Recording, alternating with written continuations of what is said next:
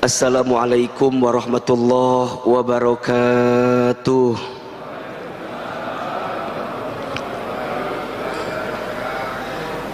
Subhanallahi wa bihamdihi, subhanallahil azim, adada khalqihi wa ridha nafsihi wa zinata arshihi wa midada kalimatihi. Ashhadu an la ilaha illallah wahdahu la syarikalah wa ashhadu anna Muhammadan abduhu wa rasuluh.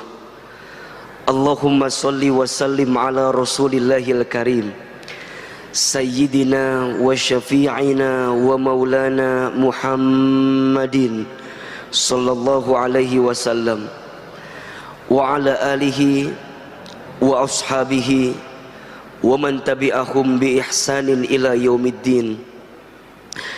Rabbi a'udzubika min hamadzatis syayatin wa a'udzubika rabbi ayyahdurun.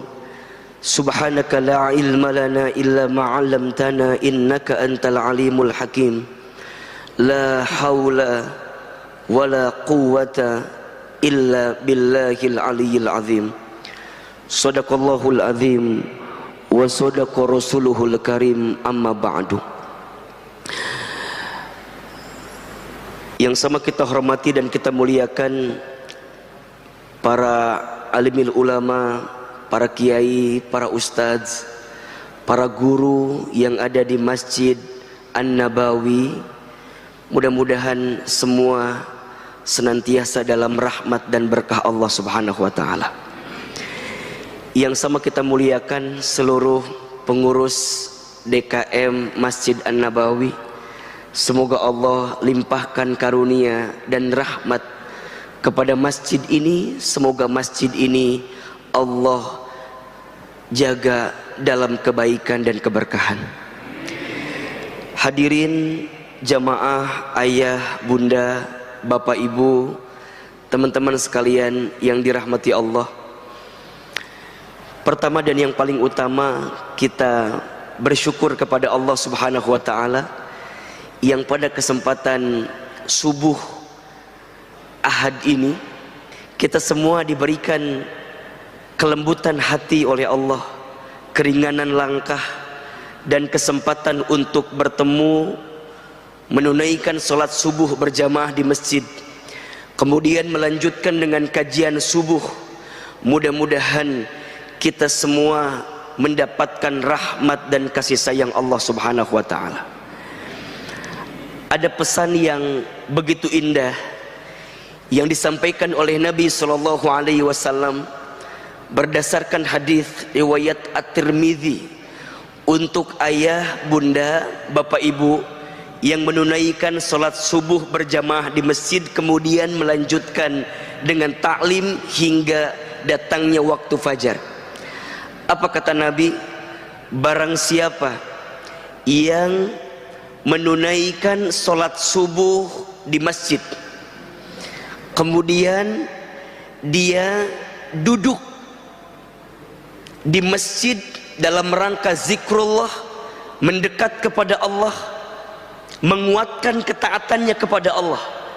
Dia sholat di masjid, kemudian dia duduk di situ. Sampai kapan? Sampai datangnya waktu syuruk, sampai terbit matahari. Setelah itu kemudian dia sholat 2 rakaat, maka di saat itu dia mendapatkan pahala seperti pahala haji dan umroh, taman, sempurna, Masya Allah. Maka di awal pertemuan ini saya menguatkan kebersamaan kita, menguatkan pertemuan kita. Mudah-mudahan niatkan dalam hati kita, kita sholat subuh sebagai bentuk kewajiban kita, kemudian kita taklim juga bagian dari faridah bagi kita, kewajiban bagi kita. Mudah-mudahan nanti selepas dari sini kita tunaikan 2 rakaat sholat. Setelah itu semoga kita mendapatkan pahala haji dan umroh sempurna. Amin amin ya rabbal alamin. Bapak ibu yang dirahmati Allah, senang hari ini saya diberikan kesempatan untuk bisa bersilaturahim kembali di Masjid An-Nabawi. Ini pertemuan yang kedua bagi saya. Pertemuan yang pertama waktu itu mengisi kajian mabit di akhir tahun 2021. Kemudian ini pertemuan saya yang kedua di Masjid An-Nabawi. Mudah-mudahan hadirin yang dirahmati Allah bisa menerima pertemuan ini sehingga kita bisa mendapatkan manfaat terbaik dari apa yang kita hadirkan saat ini. Mungkin ada di antara Bapak Ibu yang pernah melihat wajah saya. Ada yang pernah melihat di TikTok biasanya, atau di Instagram mungkin, atau mungkin di televisi. Perkenalkan, nama saya Hilman Fauzi. Saya tinggal di Sentul, di Bogor. Cukup lumayan jaraknya menuju ke Masjid An-Nabawi. Tapi saya percaya semakin jauhnya jarak tempuh dakwah kita, maka semakin besar juga pahalanya. Betul apa betul? Semakin besarnya pengorbanan kita, maka semakin besar juga pahalanya. Betul? Karena apa kata Nabi? Inna idhomal jazai ma'a idhomil balai. Sesungguhnya besarnya pahala itu tergantung beratnya ujian. Sesungguhnya besarnya pahala itu tergantung besarnya pengorbanan.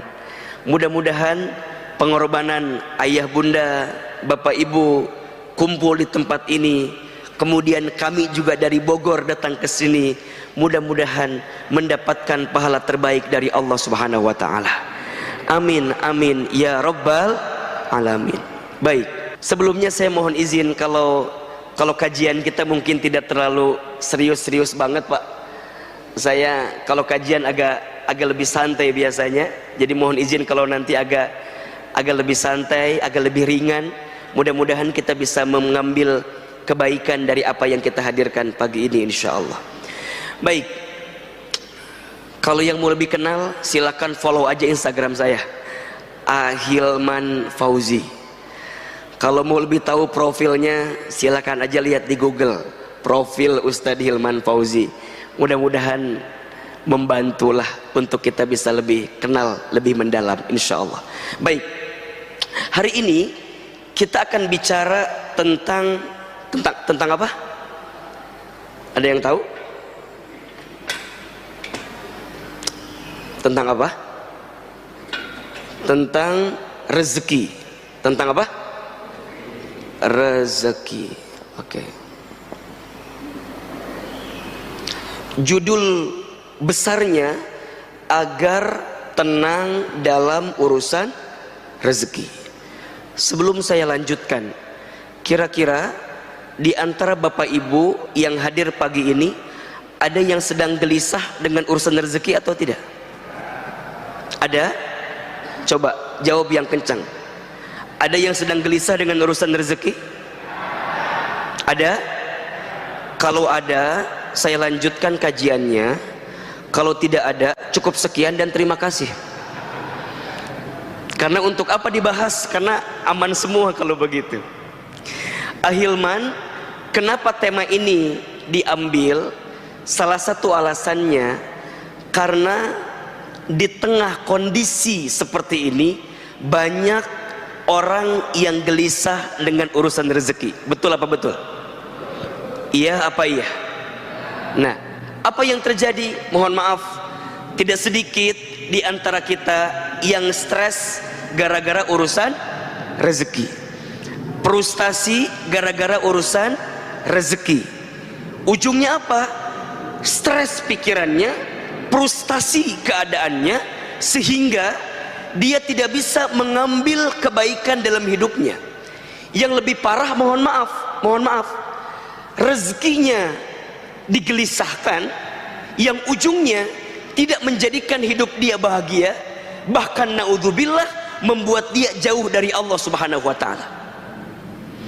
Ada orang yang frustasi, ada orang yang stres karena urusan rezeki. Ujungnya apa? Mohon maaf, tidak sedikit orang yang menyalahkan Allah, Tidak sedikit orang yang keluar daripada agama Allah. Tidak sedikit, mohon maaf, yang kemudian antipati untuk mendekatkan dirinya kepada Allah, yang pada akhirnya ini menjadi musibah yang sebenar-benarnya musibah. Jadi kalau ada di antara ayah bunda, bapak ibu yang bertanya, Ustadz Hilman, apa musibah yang sebenar-benarnya musibah? Musibah yang sebenar-benarnya musibah adalah saat kita ditimpa ujian, dengan ujian itu semakin menjauhkan kita dari Allah Subhanahu wa taala. Itulah musibah yang sebenarnya.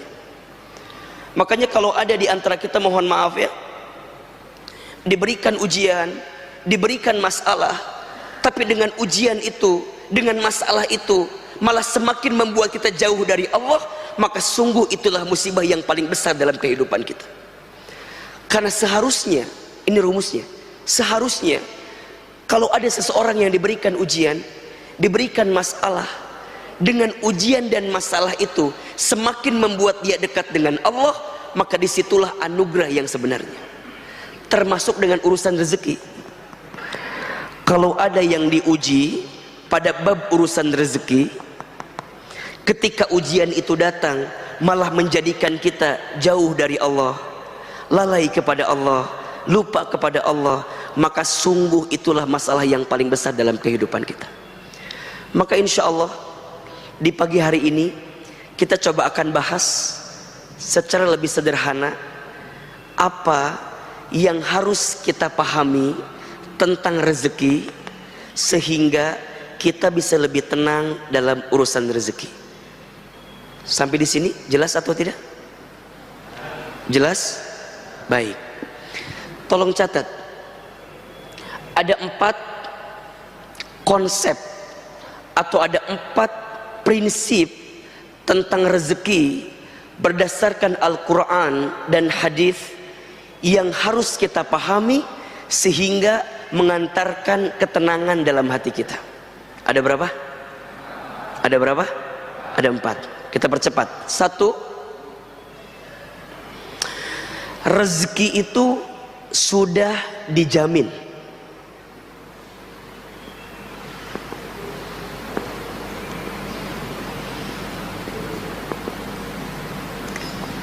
Oke, yang pertama apa? Ulangi, yang pertama apa? Rezeki sudah dijamin. Keterangannya ada di Quran surat Hud surat ke-11 ayat 6. Silakan dibuka. Surat apa? Surat Hud ayat 6. Silakan yang bawa mushaf Quran, silakan dibuka Al-Qur'annya. Yang ada aplikasi di handphonenya, yang ada Qur'annya, silakan dibuka. Surat apa tadi? Hud ayat berapa? Ayat 6. Rezeki sudah dijamin. A'udzubillahi minasyaitonirrajim. Bismillahirrahmanirrahim. Perhatikan dengan iman.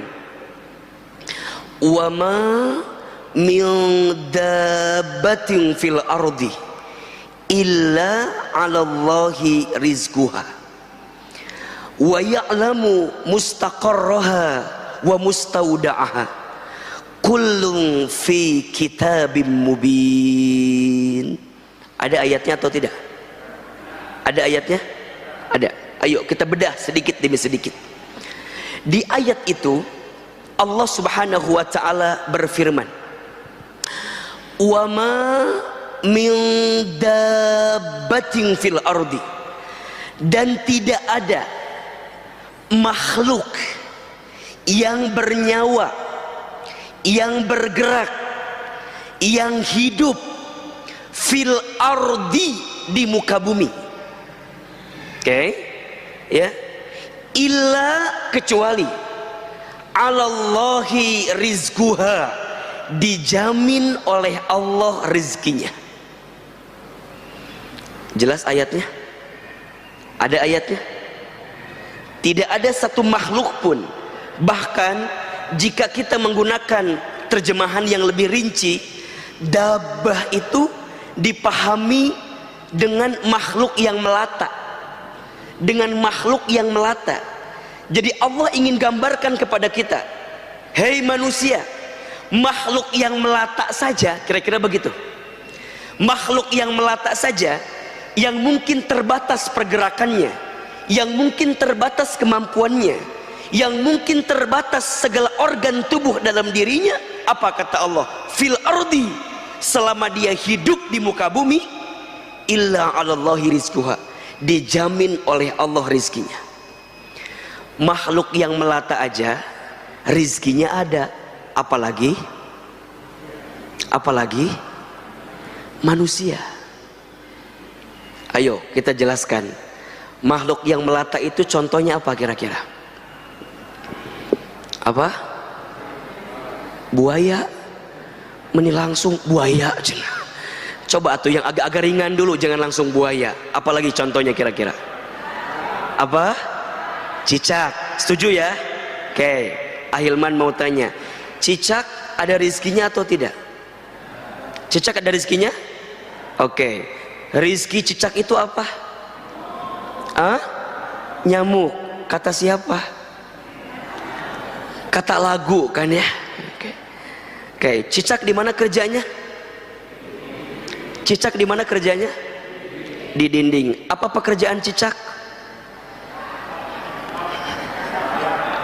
Oke, cicak di dinding, diam merayap, datang seekor nyamuk, terus hap, lalu ditangkap. Oke, berdasarkan lagu itu, cicak di mana kerjanya? Di mana? Adakah yang menyebutkan cicak kerja di Menteng? Ada? Atau di Sudirman? Ada atau tidak? Tidak. Cicak di mana kerjanya? Di dinding. Apa job desk-nya? Bukan merayap, diam-diam merayap. Di sini ada yang diam-diam merayap. Yang mana orangnya diam-diam merayap ini? Oke, sekarang saya mau tanya, tolong jawab ya. Rezeki cicak itu yang nyamperin nyamuk ke cicak atau cicak ke nyamuk? Ayo jawab, yang nyamperin nyamuk ke cicak atau cicak ke nyamuk? Oke, yang jawab nyamuk ke cicak angkat tangan. Oke, turun. Yang jawab cicak ke nyamuk angkat tangan. Ini yang tidak angkat tangan masalahnya apa? Hai Besti, ada apa gerangan kawan? Masalahnya apa ini? Ini yang gak ngacung masalahnya apa? Oh Ustadz, saya milih yang ketiga. Apa? Dua-duanya saling bergerak. Nyamuk nyamperin cicak, cicak nyamperin nyamuk. Betul apa enggak? Jadi pilih 1, 2 atau 3. Berapa Pak? Enggak 4 aja sekalian? Betul Ustadz, bukan hanya nyamuk yang nyamperin cicak, tapi juga cicak nyamperin nyamuk. Mana Ustadz? Itu hap. Hap bergerak apa enggak? Untuk hap itu bergerak atau tidak? Sekarang saya tanya lagi, pertanyaannya sekarang, Bapak Ibu tahu tidak berapa kali hap yang dibutuhkan oleh cicak untuk mendapatkan satu nyamuk? Ayo. Berapa kali hap yang dibutuhkan oleh cicak untuk mendapatkan satu nyamuk? Berapa? Ibu berapa? 3. Ibu yakin? Apakah ibu bagian daripada keluarga cicak? Begitu yakin menjawabnya 3 Ustadz. Baik, catat ya. Saya pernah baca penelitian Pak. Ternyata cicak itu kurang lebih setidaknya membutuhkan 92 kali hap untuk dapetin satu nyamuk. Kalau nggak percaya nanti malam bergadang ya, lihat bagaimana cicak, bener nggak 92 kali. Sekarang saya nanya yang kedua pertanyaannya, tadi cicak berapa kali butuh hapnya? Berapa kali? simpenlah banyak-banyak, betul? 90 kali. Pertanyaan saya, mengapa cicak bisa konsisten melakukan gerakan diam-diam merayap dengan kondisi yang terbatas, bahkan kemudian dia hap sebanyak 90 kali lebih? Mengapa cicak bisa konsisten? Kalau bahasa kitanya, mengapa cicak bisa istiqomah? Gitu ya kira-kira ya, untuk hap sebanyak 92 kali. Kenapa coba? Kenapa? Baik, ini kata kuncinya, illa 'alallahi rizquha. Karena cicak yakin rizkinya dijamin sama siapa? Dijamin sama siapa? Pertanyaannya, cicak aja yakin. Halo, halo. Kalau saya bilang halo, jawab hai ya. Halo, hai. Cicak tadi berapa kali hapnya? 92. Kenapa bisa konsisten begitu? Karena cicak apa? Yakin rizkinya siapa yang menjamin? Cicak aja yakin bisa konsisten dengan rizkinya. Mengapa kita manusia tidak yakin kalau Allah menjamin rizki kita? Maka mohon maaf, jika ada di antara Bapak Ibu, teman-teman sekalian yang hari ini sedang galau dengan rezeki, tolong catat baik-baik. Rezeki sudah tertakar, tak mungkin tertukar. Rezeki sudah tercatat, tak mungkin tersesat. Rezeki sudah dijamin, tak mungkin diambil orang lain. Catat status hari Senin itu.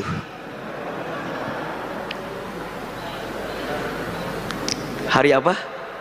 Hari Senin. Rezeki sudah tertakar, tak mungkin tertukar. Rezeki sudah tercatat, tak mungkin tersesat. Rezeki sudah dijamin, tak mungkin diambil orang lain. Berarti apa Ustaz? Illa 'alallahi rizquha. Yang menjamin rezeki kita siapa? Allah. Yang mengatur rezeki kita siapa? Allah. Yang menakar rezeki bagi kita siapa? Allah. Pertanyaannya, mengapa kita masih tidak yakin dengan rezeki kita? Berarti apa Ustaz? Selama kita hidup, kata kuncinya, selama kita hidup di muka bumi, maka selama itulah masih ada catatan rezeki untuk kita. Dan itu pun pula yang langsung disebutkan oleh Nabi SAW. Apa kata Nabi?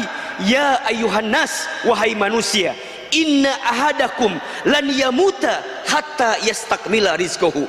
Sesungguhnya kamu sekalian tidak akan pernah mati, tidak akan pernah wafat, hatta yastakmila rizquha, sampai sempurna rizkinya. Itu siapa yang bilang? Siapa yang bilang? Rasulullah SAW. Kita tidak akan pernah wafat, tidak akan pernah mati sampai sempurna rizkinya. Fala tastabti'ur rizqa. Maka jangan pernah berpikir rizkimu tidak ada. Kenapa? Karena selama engkau hidup, selama itulah Allah menjamin rizki untuk kita. Berarti mohon maaf, kalau hari ini kita masih bisa bernafas, masih ada rezeki atau tidak? Masih. Kalau hari ini kita masih bisa membuka mata, masih ada rezeki atau tidak? Masih. Maka tolong catat baik-baik ya, ayah, bunda, jamaah yang dirahmati Allah. Kalau pagi hari ini kita masih bisa bernafas, Allah masih berikan usia, kita masih bisa membuka mata, kita masih bisa menggerakkan diri kita, maka di saat yang bersamaan masih ada catatan rezeki untuk kita.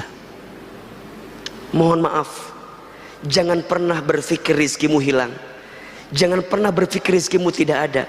Rizkimu ada, tapi hatimu yang seringkali sempit melihat rizki itu. Hidup ini mudah, yang sulit pikiran kita. Rizki itu lapang, yang sempit hati kita. Hidup ini murah, yang mahal gengsi kita. Catat status hari Selasa itu ya. Maka Ini yang pertama. Ahilman kuatkan kepada yang hadir hari ini konsep pertama yang langsung disampaikan oleh Allah dalam Al-Quran, rezeki sudah dijamin. Kalau rezeki sudah dijamin, berarti ada yang menjamin atau tidak? Ada. Maka jangan khawatirkan sesuatu yang sudah dijamin. Nah, ini konsepnya nih. Jangan mengkhawatirkan sesuatu yang sudah dijamin. Rizki itu sudah dijamin. Yang belum dijamin apa, Ahilman? Yang belum dijamin adalah rizki kita itu berkah atau tidak. Itu yang belum dijamin. Dengan rizki itu jadi amal soleh atau tidak, itu yang belum dijamin. Dengan rizki itu kita bersyukur atau tidak, itu yang belum dijamin. Sedangkan rizkinya sudah dijamin, tapi keberkahan rizkinya belum dijamin. Apakah rizki saya mengantarkan ke surga atau tidak ya Ustaz? Itu. Apakah rizki saya yang saya dapatkan bisa meningkatkan iman saya atau tidak ya Ustaz? Bisa menambah amal soleh saya atau tidak ya Ustaz? Bisa menambah kebaikan atau tidak ya Ustaz? Maka mohon maaf, jangan sibuk dengan berapa banyak rizkimu, tapi sibuklah seberapa berkah rizkimu. Karena itu yang menjadi ketenangan dalam kehidupan kita.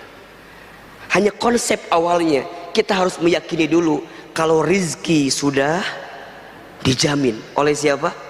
Oleh Allah. Maka nanti masuk konsep yang kedua. Apa? Konsep yang kedua itu rezeki harus dijemput. Apa yang kedua? Rezeki harus dijemput. Ustadz, kan rizki udah dijamin. Iya, tapi mohon maaf, walaupun rizki sudah dijamin, tetap kita diperintahkan untuk menjemput rizki itu. Jadi menjemput rizki ini perintah siapa? Perintah siapa? Perintah Allah. Kenapa di sini Ahilman menyampaikan kalimatnya dijemput, bukan dicari? Sekarang saya mau tanya, dijemput dengan dicari beda atau sama? Beda. Di mana bedanya? Biar cepat jawab aja, di situ gitu ya. Di mana bedanya? Di situ. Ahilman, apa bedanya dijemput dengan dicari? Kalau dijemput itu sudah ada. Kalau dicari belum tentu ada.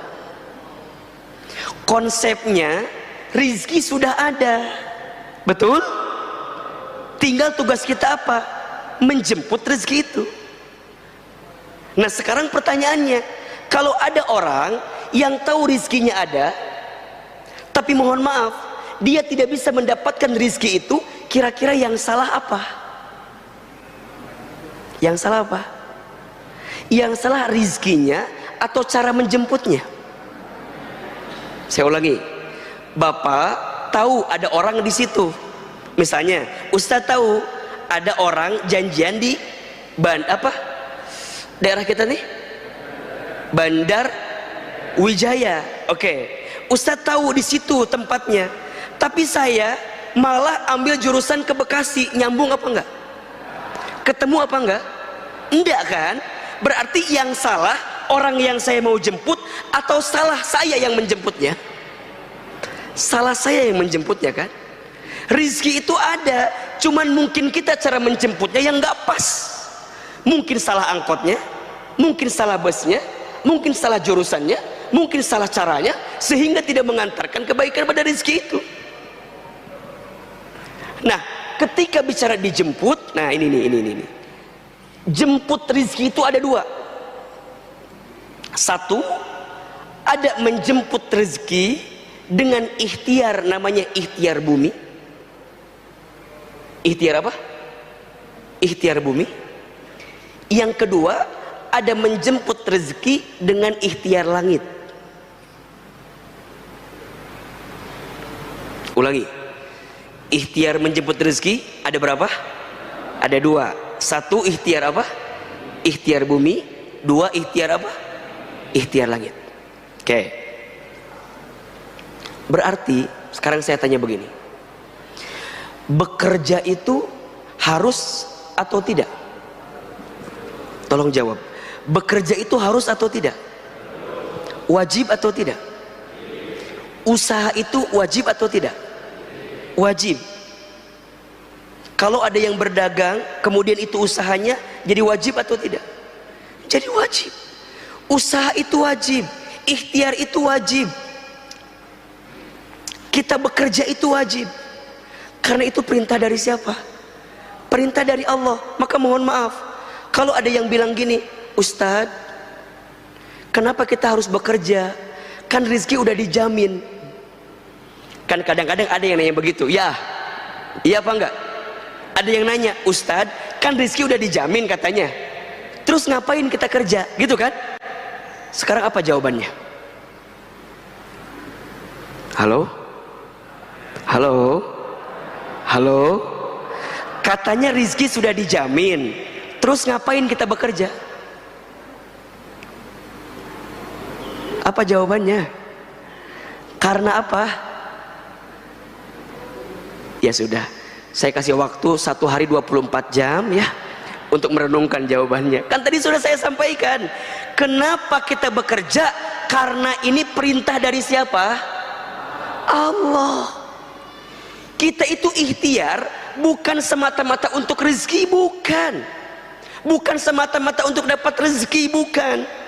Kalau bekerja untuk rezeki, kalau kita nggak dapat, kita nyalain pekerjaannya nanti. Kalau kita dapat, kita menuhankan pekerjaan. Ini bahayanya. Jadi kalau kita mikirnya bekerja itu menentukan rezeki kita, khawatirnya nanti kita menuhankan pekerjaan kita. Sampai keluar kalimat, Ustadz, kalau saya nggak kerja nanti makan apa? Ya nggak. Kalau saya nggak kerja nanti hidup saya gimana? Pertanyaan saya, itu kalimatnya benar apa salah? Benar apa salah? Salah. Bekerja itu bukan semata-mata untuk mendapatkan rezeki, tapi bekerja itu adalah kewajiban kita kepada Allah yang Allah perintahkan kepada kita. Makanya mohon maaf Bapak Ibu, di dalam Islam bekerja itu adalah aktivitas yang sangat mulia. Disebutkan kata Nabi, barang siapa yang keluar dari rumahnya untuk mencari nafkah bagi keluarganya, maka dia sedang berada dalam jihad fi sabilillah. Masya Allah. Jadi kalau ada seorang ayah, seorang suami yang bekerja, berdagang, berusaha untuk mencari nafkah bagi keluarganya, maka dia sedang berada di jalan fisabilillah. Makanya mohon maaf, memahami jihad fisabilillah itu bukan hanya berperang, bukan hanya artinya ada orang yang menyerang kita kemudian kita berperang, bukan hanya itu. Tapi memahami jihad fisabilillah dengan cara apa? Bagaimana kita bersungguh-sungguh untuk mendapatkan kebaikan dalam hidup kita. Seorang murid yang belajar dengan sungguh-sungguh untuk menghilangkan kebodohan, dia sedang apa? Jihad fisabilillah. Seorang ayah, seorang suami yang dia bekerja untuk mengangkat derajat keluarganya, memberikan nafkah bagi keluarganya, itu ibadah atau bukan? Ibadah. Itu jihad atau bukan? Itu jihad. Ada orang tua yang banting tulang mengurus anaknya, kemudian dia lelah, dia capek, dia peras keringat, banting tulang, kaki di kepala, kepala di kaki, untuk memberikan yang terbaik bagi anaknya. Itu jihad atau bukan? Itu jihad. Maka ikhtiar itu adalah kewajiban kita kepada Allah, sedangkan rizkinya tetap Allah yang mengatur untuk kita. Maka ikhtiar itu kewajiban. Di mana keterangannya Ustadz? Dibuka Quran surat Al-Mulk ayat 15. Surat apa? Surat apa? Al-Mulk ayat 15. Coba dibuka. Apa kata Allah di dalam ayat itu? A'udzubillahi minasyaitonirrajim. Bismillahirrahmanirrahim. Huwallazi ja'ala lakumul arda dalulan famshu fi manakibiha wa kulu min rizqih wa ilaihin nusur. Perhatikan kalimatnya. Huwallazi, dialah Allah, Ja'ala lakumul arda, yang menjadikan bumi ini zalulan, luas dan mudah untuk kamu jelajahi. Apa perintahnya? Famshu fi manakibiha, maka berjalanlah di muka bumi. Ada atau tidak? Ada. Kalau bahasa lainnya, maka ikhtiarlah, maka berusahalah, maka bekerjalah. Kemudian apa? Wakulu min rizki, dan makanlah sebagian yang Allah rizkikan kepada kamu sekalian. Perhatikan ayat ini. Berarti bekerja itu kewajiban atau bukan? Berusaha itu kewajiban atau bukan? Berikhtiar itu kewajiban atau bukan? Kewajiban. Maka mohon maaf, Islam bukan agama yang mengajarkan bermalas-malasan. Islam bukan agama yang mengajarkan kita untuk tidak berikhtiar dalam penuh kebaikan. Justru Islam adalah agama yang sangat mengajurkan umatnya untuk apa? Untuk bekerja dengan baik, untuk bekerja dengan profesional, untuk bekerja dengan disiplin, untuk bekerja dengan baik. Kenapa? Karena ini bagian daripada ikhtiar kita menjemput rezeki. Makanya mohon maaf ya, Ahilman mah paling kesel sama orang yang bikin status akan indah pada waktunya. Kerja nggak mau, bisnis nggak mau, silaturahmi nggak mau, datang ke pertemuan-pertemuan bisnis nggak mau, suruh dagang nggak mau, malam tidur, pagi-pagi bikin status. Apa tulisannya? Apa tulisannya? Akan indah pada waktunya. Asa teu nyambung eta teh. Akan indah pada waktunya itu hanya berlaku bagi mereka yang mau menjemputnya, yang mau berikhtiarnya. Maka ingat, bekerja itu ikhtiar apa tadi? Ikhtiar apa? Ikhtiar bumi. Tapi mohon maaf, jangan terlalu mengandalkan ikhtiar bumi.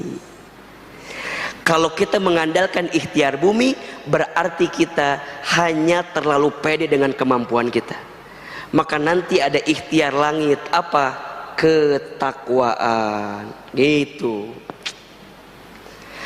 Karena kita yakin yang menjamin rizki adalah Allah subhanahu wa ta'ala. Betul? Maka saat kita menginginkan rizki dari Allah itu, jemputlah rizki tadi dengan cara yang Allah inginkan kepada kita. Apa? Ketakwaan.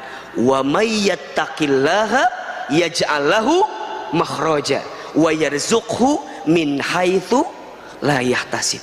Barang siapa yang bertakwa kepada Allah, niscaya Allah akan tunjukkan jalan keluar dari setiap masalah yang sedang dihadapi.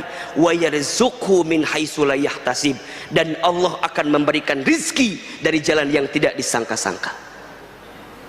Jelas sampai di sini? Jelas? Jadi kalau ayah bunda, bapak ibu, teman-teman sekalian ingin meningkatkan rizki dalam hidupnya, simple, tingkatkan ketakwaannya. Ini rumus bukan kata Ahilman, langsung Allah sebutkan dalam Al-Quran. Ustadz, apa itu takwa? Takwa itu artinya ketundukan, kepatuhan kita kepada Allah dengan cara apa? Mengerjakan semua perintah Allah dan meninggalkan semua larangan Allah itu.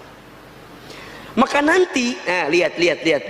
Maka nanti seseorang yang berikhtiar menjemput rezeki, jika ketakwaan yang menjadi landasannya, indikator rezekinya bukan banyak atau sedikit, bukan untung atau rugi. Kalau dia kerja, lihat gaji, bukan banyak atau besar kecil, bukan. Kalau dia dagang, mikirnya bukan hanya untung rugi, bukan. Kalau dia berikhtiar, bukan jauh atau dekat, bukan. Tapi karena urusannya ketakwaan, maka dia akan berpikir begini, ini halal atau haram? Jelas? Ini mengantarkan saya ke surga atau ke neraka? Kalau saya bisnis saya ini membawa manfaat atau madarat, itu yang jadi pertimbangan dalam dirinya. Jadi pertimbangannya bukan untung rugi, pertimbangannya bukan hanya profit atau loss, pertimbangannya bukan hanya banyak atau sedikit, tapi pertimbangannya adalah berkah atau tidak, halal atau haram, mengantarkan saya ke surga atau tidak. Maka apa perintah Allah kepada kita? Ayo engkau bekerja. Tapi ingat, ketika engkau berikhtiar, carilah yang halal dan carilah yang thayyib. Betul apa enggak? Jadi nanti ikhtiar bumi yang tadi kita awalnya harus kerja, iya, tapi ditambah lagi kerjanya harus halal, harus baik. Quran surat Al-Baqarah ayat 168 dikuatkan lagi dengan Quran surat Al-Baqarah ayat 172. Coba dibuka. Surat apa? Al-Baqarah ayat berapa? 168 dan surat Al-Baqarah ayat 172. Perhatikan. A'udzubillahi minasyaitonirrajim. Bismillahirrahmanirrahim. Apa perintah Allah kepada kita? Ya ayyuhan nas, wahai manusia. Yang dipanggil siapa? Yang dipanggil siapa? Manusia. Kalau ada ayat yang diawali dengan ya ayyuhan nas, maka ayat ini sifatnya universal. Berarti bukan hanya kepada orang yang beriman saja, bukan hanya kepada orang muslim saja, tapi kepada semuanya. Hei manusia, termasuk berlaku untuk mereka yang non muslim. Apa? Kulu carilah, kulu makanlah, kulu dapatkanlah, kulu ikhtiarlah mimma fil ardi, dari apa-apa yang ada di muka bumi. Apa perintahnya? Halalan thayyiba, carilah yang halal, carilah yang baik. Kalau bahasa gampang kita gini, carilah yang halal, carilah yang baik. Kalau dapetin rizki, kalau mau selamat, dapetinlah yang halal, dapat yang baik. Kalau jadi pejabat, jangan korupsi. Karena kalau korupsi pasti nggak baik. Betul? Coba saya mau tanya, harta yang korupsi itu banyak atau sedikit? Banyak atau sedikit? Banyak. Tapi berkah atau tidak? Tenang atau tidak? Tidak. Nyuri dapat nggak? Dapat. Tapi nggak halal, nggak akan mendapatkan ketenangan. Maka ujungnya apa? Perhatikan, kalau kamu mencari rizki yang tidak halal dan tidak baik, apa yang terjadi?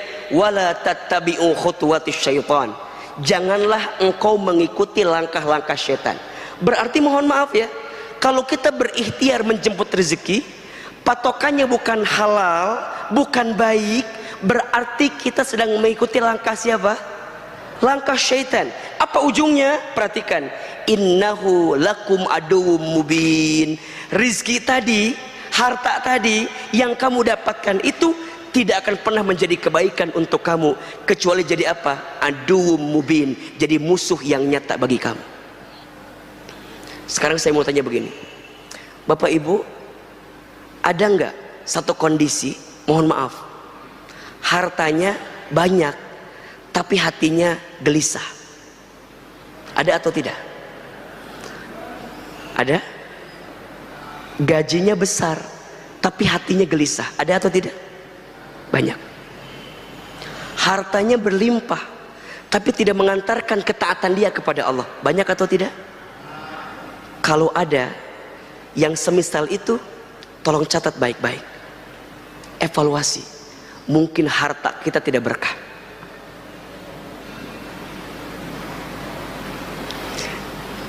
Maka patokannya bukan seberapa banyaknya, bukan seberapa besarnya, tapi seberapa besar keberkahan dalam diri kita yang bisa kita dapatkan. Karena perintahnya apa?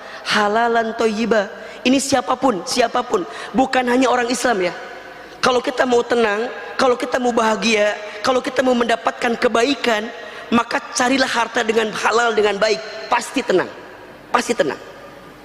Tapi mohon maaf, perhatikan surat Al-Baqarah 172, levelnya naik. Coba lihat. Ketemu ayatnya? A'udzubillahi minasyaitonirrajim. Ya ayyuhalladzina amanu, wahai orang-orang yang beriman. Di ayat 172 yang disapa siapa? Yang disapa siapa? Orang beriman. Jadi kalau yang tadi yang disapa manusia, kalau yang ini yang disapa siapa? Orang beriman. Perhatikan kalimatnya, bagus sekali. Kulu min thayyibati ma razaqnakum. Wahai orang yang beriman, carilah, makanlah dengan apa-apa yang Allah berikan kepada kamu, min thayyibati, dari yang baik-baik saja. Menariknya, di ayat 168 ada kalimat halal, di ayat 172 halalnya dihilangkan, langsung masuk kalimat thayyib. Di ayat sebelumnya kalimat thayyibnya bentuknya mufrad, bentuknya tunggal. Di ayat 172 bentuknya jamak, thayyibat. Betul? Betul? Pertanyaannya, mengapa di ayat 172 kalimat halalnya dihilangkan?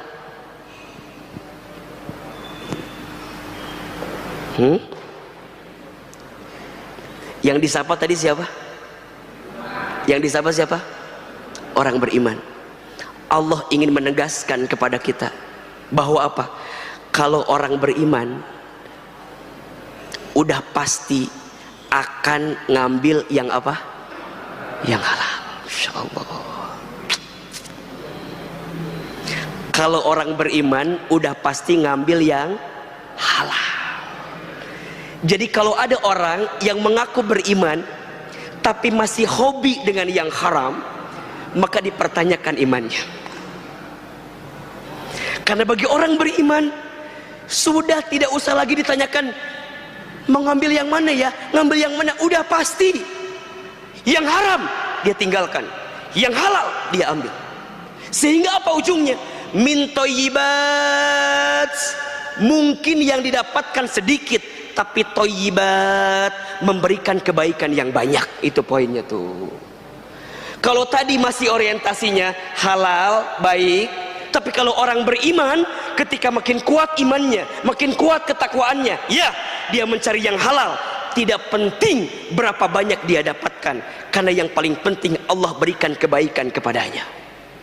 Maka nanti apa kuncinya? Lanjut kalimatnya, washkuru lillah in kuntum iyyahu ta'budun. Dan bersyukurlah kamu kepada Allah, ya, jika kamu adalah orang-orang yang menyembah Allah, jika kamu adalah orang yang mau disebut sebagai hamba Allah subhanahu wa ta'ala. Jadi saya mau tanya, bagi orang beriman ada yang kurang atau tidak? Bagi orang yang beriman ada yang kurang atau tidak? Halo, ada atau tidak? Mohon maaf, bagi orang beriman tidak ada kata kurang dalam urusan rezeki. Karena bagi orang beriman semuanya cukup yang Allah berikan kepada kita. Betul atau tidak? Betul atau tidak? Coba saya mau tanya, ada tidak yang kurang?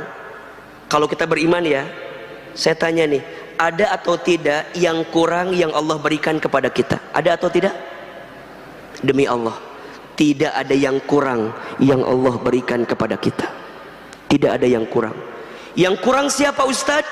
Yang kurang bukan Allah, yang kurang bukan pemberian Allah, tapi yang kurang kita saja.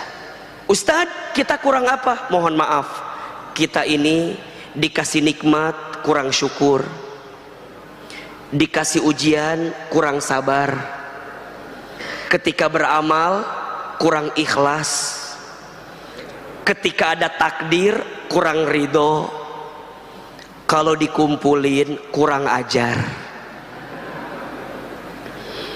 Betul apa betul? Dikasih nikmat kurang apa? Jawab, kurang apa? Kurang syukur. Dikasih ujian kurang apa? Kurang sabar. Ketika beramal kurang apa? Kurang ikhlas. Ketika ada takdir kurang apa? Kurang ridho. Kalau dikumpulin kurang apa? Ulangi lagi, dikasih nikmat kurang apa? Kurang syukur. Dikasih ujian kurang apa? kurang sabar. Ketika beramal kurang apa? Kurang ikhlas. Ketika ada takdir kurang apa? Kurang ridho. Kalau dikumpulin kurang apa? Siapa itu?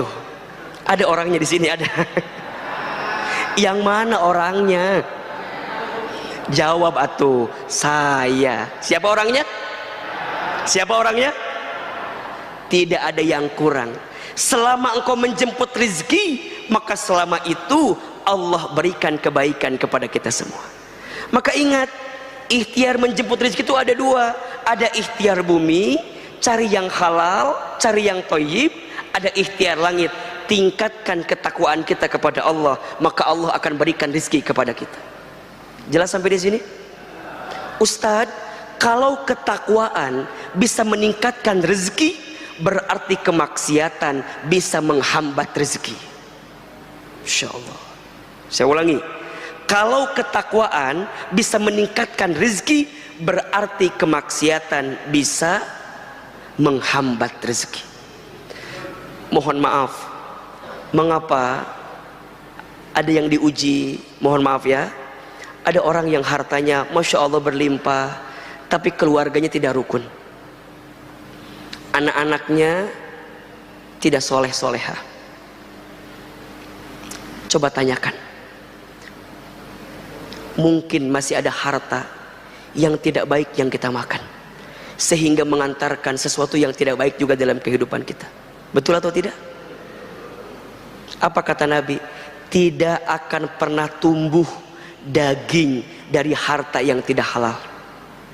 Yang ada adalah kegelisahan, kekecewaan, ketidaktenangan, sehingga mengantarkan keburukan dalam kehidupan kita. Maka Bapak Ibu sekalian yang dirahmati Allah, prinsip yang kedua, rizki harus dijemput. Bagaimana cara menjemputnya? Ada dua. Ikhtiar buminya diperbaiki, ikhtiar langitnya dikuatkan, ketakwaan kepada Allah Subhanahu wa taala. Ustadz, apa di antara amalannya? Catat ini ya. Ada 5S. Ada berapa? 5S jalan ketakwaan yang bisa kita tingkatkan untuk memudahkan rezeki kita. Ada berapa tadi? 5S. S yang pertama, sholat. Apa? Sholat. Ayah bunda, bapak ibu, jika ingin baik rezekinya, perbaiki sholatnya. Ini rumus, ini rumus. Kalau rezekinya ingin tambah baik, perbaiki apa? Sholatnya. Langsung rumus ini disebutkan di dalam Al-Quran, surat Toha ayat 132. Surat apa? Quran surat ke-20 ayat 132. Perhatikan apa kata Allah. Wa'mur ahlaka bis salat, dan perintahkanlah keluargamu untuk salat. Wastabir alaiha, dan bersabar-sabarlah dalam salat itu. Perhatikan ya, keluargamu salat, kamu perbaiki salat ya, dan salatnya harus sabar. Maksudnya apa? Jaga salat, jaga salat. Ingat, kalau sholatnya udah baik, sholatnya udah benar, apa kata Allah? La nas'aluka rizqan, jangan pernah bertanya tentang rezeki. Masya Allah. Pertanyaannya, mengapa di ayat itu Allah menyandingkan antara sholat dengan rezeki? Jawabannya, karena banyak di antara kita yang melalaikan sholat karena sibuk mencari rezeki. Betul apa enggak? Betul atau tidak? Mengatasnamakan Ustaz kan lagi nyari rezeki, kata Ustaz kan wajib. Iya, tapi jangan menggadaikan kalimat engkau mencari rezeki, tapi di satu sisi engkau melupakan perintah Allah dalam salat yang Allah sampaikan kepada kita. Maka hati-hati. Apa kata Allah? Kalau salatnya udah sabar, kalau salatnya udah benar, la nas'aluka rizqan, jangan pernah bertanya tentang rezeki. Kenapa? Nahnu narzuquka, kami yang akan menjamin rizkimu. Wal akibatul taqwa, karena itu akibat ketakwaanmu kepadaku, kata Allah. Ini rumus. Bapak ibu, pengen baik rizkinya, perbaiki sholatnya. Pengen mudah rizkinya, maka permudah sholatnya. Kapan Ustaz sholat yang terbaik itu? As-sholatu ala waktiha, sholatlah di awal waktu, itu kata Nabi. Ada 3 amalan yang paling dicintai oleh Allah.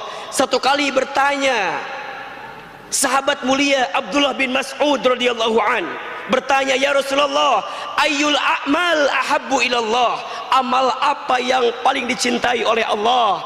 Kemudian baginda Nabi menjawab, yang pertama as-salatu ala waktiha, salat di awal waktu. Catat ya, bukan tepat waktu tapi awal waktu. Ustadz, apa bedanya awal dengan tepat? Beda. Kalau tepat waktu itu azan zuhur jam 12, kita sholat jam 2, masih tepat atau tidak? Masih tepat apa enggak? Masih tepat, masih boleh, masih boleh. Tapi kalau awal waktu azan zuhur jam 12, maka sebelum jam setengah 12 dia sudah siap-siap untuk menjemput sholat itu. Perbaiki sholatmu, maka Allah perbaiki hidupmu. Perbaiki sholatmu, maka Allah perbaiki rizkimu. 2, Ustadz, sedekah. Apa yang kedua? Sedekah. Mana qasat min malin sedekah, tidak akan pernah berkurang harta yang disedekahkan. Ingat, ada prinsip hidup namanya terima kasih. Apa namanya? Terima kasih. Apa maksudnya? Catat ya. Seberapa banyak yang ingin kamu terima tergantung seberapa banyak yang kamu kasih. Catat, status hari Rabu itu ya. Terima kasih. Seberapa banyak yang ingin kamu terima tergantung seberapa banyak yang kamu kasih. Ustadz mau tanya, Bapak Ibu pernah nggak dengar ada orang yang dermawan tiba-tiba miskin? Ada apa enggak? Asa nggak ada. Yang pelit miskin ada apa enggak? Ada. Ada. Yang dermawan miskin asa nggak ada. Tapi kalau yang Ustadz dia mah pelit, nah sekarang miskin, itu ada. Maka percayalah, setiap sodakoh yang kita berikan, maka di saat itu Allah akan lipat gandakan kebaikan untuk kita. Sodakoh menghapuskan dosa, sodakoh menghilangkan mencegah bala, sodakoh mengangkat kemuliaan, sodakoh memudahkan urusan, dan sodakoh melancarkan setiap permintaan kita. Ini teman-teman milenial, ada yang belum nikah nggak? Ada yang belum nikah? Yang mana orangnya? Antum kemana aja? Ini yang belum nikah nih, ayo, bentar lagi Ramadan. Emang nggak malu ditanya mulu kapan nikah pas Ramadan? Ayo, nggak enak sama yang lain, berakit-rakit ke hulu, berenang-renang ke tepian. Yang lain sudah pada ke penghulu, kok kamu masih buka sahur sendirian? Nah, ayo. Nih, yang lebih pusing urusan jodoh, ayo jemput dengan cara apa? Sedekah.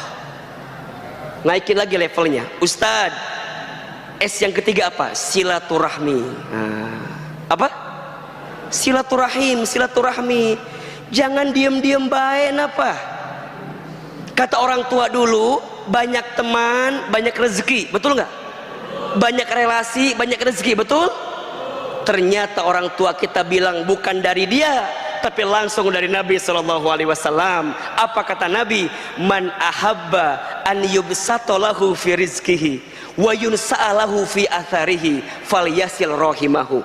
Barang siapa yang mau dilapangkan rezekinya, dipanjangkan umurnya, maka sambungkan silaturahmi. Insyaallah. Yang keempat, saum, puasa. Puasa menahan al-imsak, menahan dirimu untuk tidak melakukan sesuatu yang buruk, betul? Maka perbanyak puasa, Allah mudahkan rezeki bagi kita. Dan yang terakhir, ini levelnya nih, ya, S-nya adalah selamat santun dalam bersikap. Maksudnya apa Ustadz? Dia punya akhlak yang baik dalam kehidupan. Inna rahmatallah qaribun minal muhsinin. Sesungguhnya rahmat kasih sayang Allah itu sangat dekat dengan orang yang senantiasa berbuat baik. Kalau kita ingin mendapatkan kebaikan, jadilah orang baik. Khususnya, catat ya, khususnya kalau kita masih punya orang tua, muliakan orang tua kita. Karena keberkahan rizkimu itu ditentukan seberapa besar engkau memuliakan orang tuamu. Ridullah fi ridul walidain wa sukhtullah fi sukhtil walidain. Ridhonya Allah ada pada ridhonya orang tua, murka bencinya Allah ada pada murka benci orang tua. Mohon maaf kalau ada di antara hadirin sekalian yang hari ini sedang punya persoalan, sedang sempit, sedang sulit, sedang punya masalah, dan teman-teman sedang bingung, Ustaz, apa ya masalah yang sesungguhnya? Coba evaluasi. Mungkin ada perbuatan kita yang pernah menyakiti hati orang tua kita. Mungkin ada kelakuan kita yang pernah menyinggung perasaan orang tua kita. Karena satu kali saja kita menyakiti hati orang tua kita, menyinggung perasaan orang tua kita, maka jangan kaget kalau ada kekecewaan yang datang dalam kehidupan kita, khususnya kepada ibu kita. Satu kali sahabat bertanya, "Ya Rasulullah, kepada siapakah aku harus berbuat baik?" Rasul menjawab, "Ummuka, kepada ibumu." Kemudian, "Summa ummuka," kepada ibumu. Kemudian, "Summa ummuka," kepada ibumu. Kemudian, "Summa abuka," kepada bapamu. Ibu disebutkan 3 kali, bapak disebutkan 1 kali. Kenapa Ustaz? Ya, karena ada pengorbanan ibu yang tidak dilakukan oleh seorang ayah. Apa diantaranya? Ustaz sering bilang, ada 5 air yang dikeluarkan oleh seorang ibu yang tidak akan bisa digantikan oleh anaknya. Ada berapa? Ada 5 air yang dikeluarkan oleh seorang ibu bagi anaknya yang tidak akan bisa digantikan oleh anaknya. Apa diantaranya Ustaz? 1, air ketuban saat ibu mengandung anaknya. 2, air darah saat ibu melahirkan anaknya. 3, air susu saat ibu menyusui anaknya. 4, air keringat saat ibu merawat membesarkan anaknya. 5, air mata saat ibu menangis mendoakan anaknya. Mohon maaf bos, mohon maaf bapak ibu, boleh jadi hari ini kita sukses, hari ini kita hebat, bukan karena hebatnya kita, tapi karena hebatnya doa orang tua kita, karena hebatnya doa ibu kita. Maka jangan kaget kalau ada orang, kalau ada anak yang lupa berbakti sama orang tuanya, kalau ada anak yang lupa memuliakan orang tuanya, maka jangan kaget. Cek, itu urusan dunianya Allah porak-pogandakan. Habis. Kenapa? Dia lupa menjemput keramat terbaik dalam hidupnya. Siapa? Orang tua. Maka ini anak-anak saya, adik-adik saya nih yang milenial khususnya, kalau antum rezekinya pengen lancar, pengen mudah, karirnya bagus, udah sayangi orang tua kita, muliakan orang tua kita. Karena Ahilman sangat percaya dengan izin Allah, apa yang hari ini saya dapatkan itu hasil daripada kebaikan orang tua saya. Sedikit saya cerita ya, saya itu waktu kecil bisa dibilang nakal lah begitu. Tapi ibu saya suka bilang, nanti Iman bakal jadi ustadz ya, mama doain. Itu tetangga sering komplain ke ibu saya, "Bu, ini si Iman begini. Apa kata ibu saya? Maafin anak saya ya, insya Allah nanti anak saya jadi ustadz," katanya. Maka lulus SD, saya dimasukin ke pondok, ke pesantren. Saya nyantren lah di pesantren. Mungkin bapak ibu pernah dengar pondok pesantren Darul Arqam. Salah satu alumninya Ustadz Adi Hidayat. Saya adik kelas beliau, beda 4 tahun atau 5 tahun dengan beliau di pondok pesantren. Saya sekolah di sana, saya mondok di sana. Selama saya mondok itu saya mengalami banyak proses kehidupan yang begitu panjang. Salah satunya, saya banyak berinteraksi dengan ibu saya. Jadi ibu saya itu punya penyakit stroke. Jadi kalau makan itu harus disuapin sama saya gitu. Jadi kalau saya lagi libur dari pesantren, kemudian saya pulang ke rumah, saya nyuapin ibu saya. Dan ketika nyuapin itu, kalau lagi sarapan pagi-pagi, ibu saya itu suka nonton ceramah ustadz-ustadz di TV gitu. Apa kata ibu saya? Iman, nanti mamah bakal nonton Iman ceramah di TV ya, kayak ustadz itu. Terus saya bilang, nggak mungkin mah, kita orang desa, orang kampung, saya asli orang Garut, kayaknya nggak mungkin mah. Apa kata ibu saya? Jangan begitu nak, ulah gitu jang, kalau bahasa Sundanya gitu. Jangan begitu nak, aminkan saja. Amin, amin. Maka setelah itu saya, kalau ibu saya bilang apa, amin aja, amin, amin. Ada iklan pakai bahasa Inggris. Kata ibu saya, nanti Iman bakal sekolah pakai bahasa Inggris. Mungkin ke luar negeri, mungkin maksudnya. Amin. Ibu saya pernah dapat sejadah gambarnya Ka'bah dari orang yang pulang dari haji umroh. Saya perhatikan ibu saya kalau setelah sholat suka baca talbiyah, labbaik Allahumma labbaik. Saya tanya, Mama kenapa kalau setelah sholat suka baca talbiyah? Kata mama saya, Iman, Mama tuh ingin sekali berangkat ke Baitullah. Terus saya bilang, kenapa nggak berangkat? Dari mana uangnya? Katanya. Dipegang pipi saya, diusapin. Kalau Mama nggak sempat berangkat ke Baitullah, Mama doain ya, Iman bisa bolak-balik ke Baitullah. Amin, amin.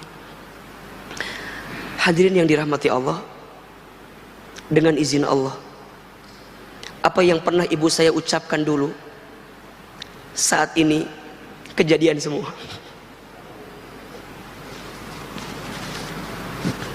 Ibu saya pernah bilang, nanti Iman, Mama akan lihat ceramah di TV katanya. Dengan izin Allah kejadian hari ini ya. Mungkin Bapak Ibu sering lihat di TVRI, salah satu guru yang kita temani, Syekh Fatur Rahman, yang setiap Sabtu pekan pertama malam minggu mengisi juga di sini kajian tasawuf. Mungkin kalau hari Senin Bapak Ibu bisa lihat kita di Trans TV subuh. Kalau saya tanya, itu bukan karena hebatnya saya, tapi karena hebatnya doa ibu saya. Bukan karena hebatnya saya, tapi hebatnya doa ibu saya. Ustadz senang, alhamdulillah, tapi saya sedih. Apa sedihnya?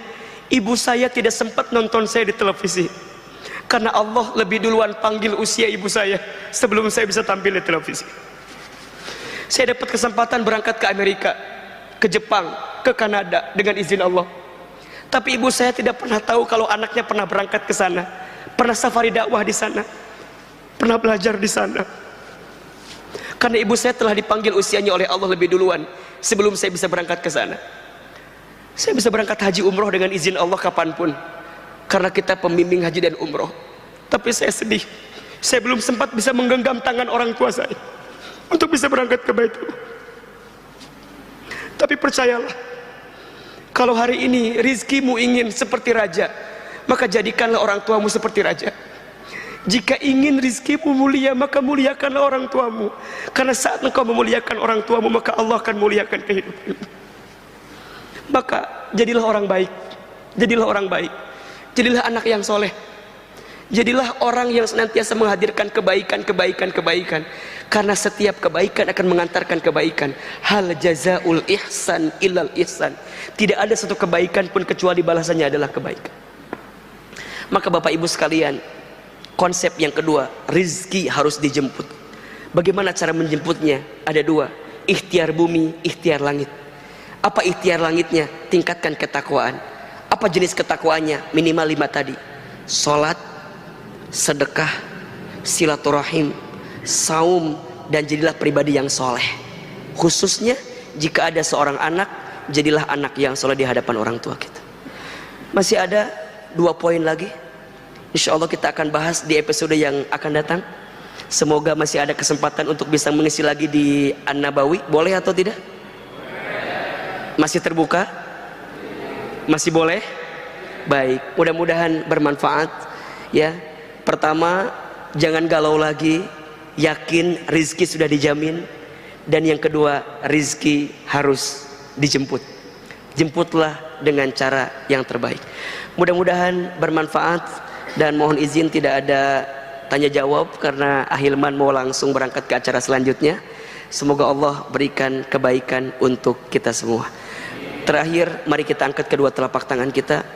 Kita lembutkan hati, kita berdoa kepada Allah Subhanahu wa taala. Semoga Allah memberkahi dan merahmati pertemuan kita saat ini. Istighfar 3 kali. Astaghfirullahaladzim, astaghfirullahaladzim, astaghfirullahaladzim. Angkat kedua telapak tangan kita, tundukkan kepala kita, tutup kedua mata kita. Aminkan dalam hati masing-masing. A'udzubillahi minasyaitonirrajim. Bismillahirrahmanirrahim. Alhamdulillahirabbil alamin. Hamdan syakirin hamdan naimin. Hamdan yuwafi ni'amahu wa yukafi mazidah. Allahumma sholli ala sayyidina Muhammadin wa ala alihi wa ashabihi ajmain. Allahumma la tada' lana dhanban illa ghafartah, wa la hamman illa farajtah, wa la maridun illa syafaitah, wa la aiban illa satartah, wa la dainan illa qadaitah, wa la hajatan min hawaijid dunya wal akhirah illa qadaitah wa yasartah. Ya Allah, ya Tuhan kami, tidak ada yang hadir di antara kami pagi ini kecuali kami yang banyak dosa. Engkau ampuni dosa-dosa kami ya Allah. Kami yang banyak salah, Engkau ampuni kesalahan kami ya Allah. Kami yang sering berbuat maksiat, Engkau hapuskan maksiat kami ya Allah. Ya Allah ya Rabbana, berikan kepada kami kesempatan bertobat sebelum kami wafat. Perbaiki diri kami ya Allah sebelum kami kembali kepadamu ya Rabbal Alamin. Ya Allah ya Rabbana, ampuni setiap anggota tubuh kami jika pernah berbuat kesalahan di hadapan. Begitupun dengan sikap kami. Ampuni ya Allah jika ada di antara kami yang pernah durhaka kepada orang tuanya. Ampuni kami ya Allah jika di antara kami ada yang pernah menyakiti hati orang tuanya. Ampuni kami ya Allah jika di antara kami ada yang pernah menyinggung perasaan orang tuanya. Ya Allah, jangan golongkan kami menjadi anak yang durhaka ya Allah. Ya Allah, ampuni dosa orang tua kami ya Allah. Ampuni dosa ayah ibu kami ya Allah. Jika orang tua kami masih hidup, panjangkan umurnya ya Allah. Sehat afiatkan tubuhnya ya Allah. Bahagiakan hari-hari tuanya ya Allah.